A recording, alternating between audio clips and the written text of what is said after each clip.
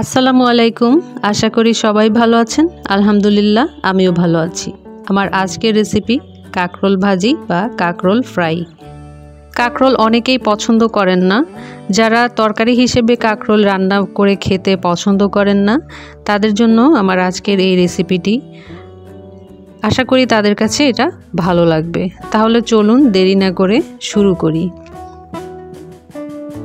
প্রথমে আমি এখানে 2টা কাঁকরোল নিয়েছি। কাঁকরোলগুলো এমন হতে হবে যেন ভিতরে বিচিটা কচি থাকে। একটু হলদেটে যেসব কাঁকরোলগুলো থাকে সেগুলো দিয়ে কিন্তু এটা খুব বেশি ভালো লাগবে না। একটু সবুজ দেখতে কাঁকরোল নিলেই ভালো হবে। কাঁকরোলগুলোকে আমি উপরের অংশটা চেঁচে ফেলে দিয়ে একটু পাতলা করে কেটে নিয়েছি। ঠিক বেগুনির জন্য বেগুন আমরা যেভাবে কাটি ঠিক সেই রকমভাবেই কেটে নিয়েছি। খুব বেশি পাতলাও না, খুব বেশি মোটাও না। তারপর এগুলোকে একটা প্লেটে নিয়ে আমি এর সাথে দিয়ে দিচ্ছি কিছুটা লবণ,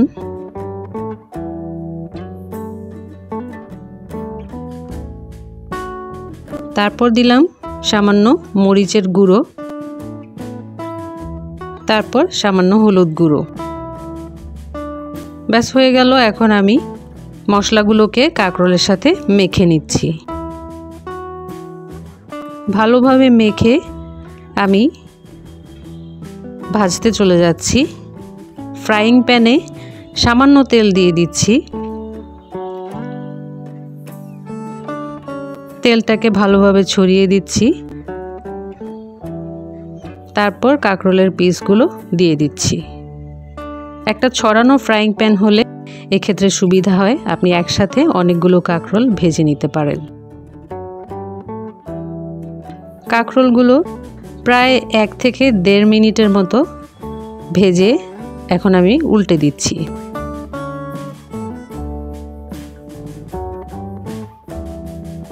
চুলার আঁচটা কিন্তু এই সময়ে মিডিয়াম থাকবে।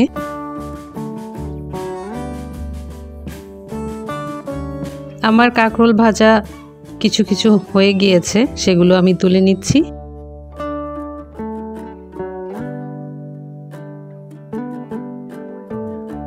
এক সাইডে তুলে নিতে অন্যগুলো হয়ে যাবে।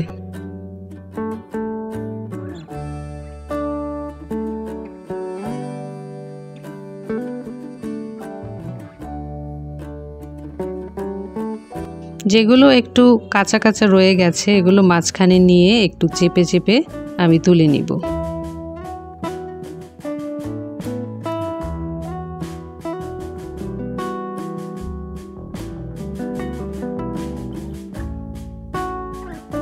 আমার কাঁকরোলগুলো হয়ে গেছে। এখন সবগুলো আমি তুলে নিচ্ছি। তারপর আরও একটু তেল দিয়ে, আমার আরও কিছু কাঁকরোল বাকি আছে, সেজন্য আরও সামান্য একটু তেল দিয়ে বাকিগুলো দিয়ে দিচ্ছি।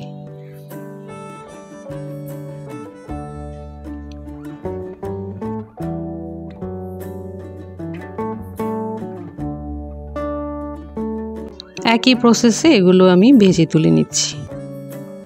আমার হয়ে গেছে কাঁকরোল ভাজা।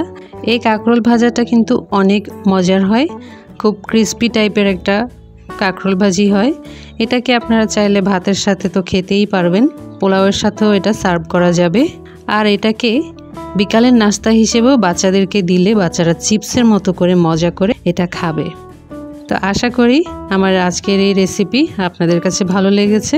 যারা কাঁকরোল রান্না করে খেতে পছন্দ করেন না, তারা এইভাবে কাঁকরোলটা একবার হলেও খেয়ে দেখবেন।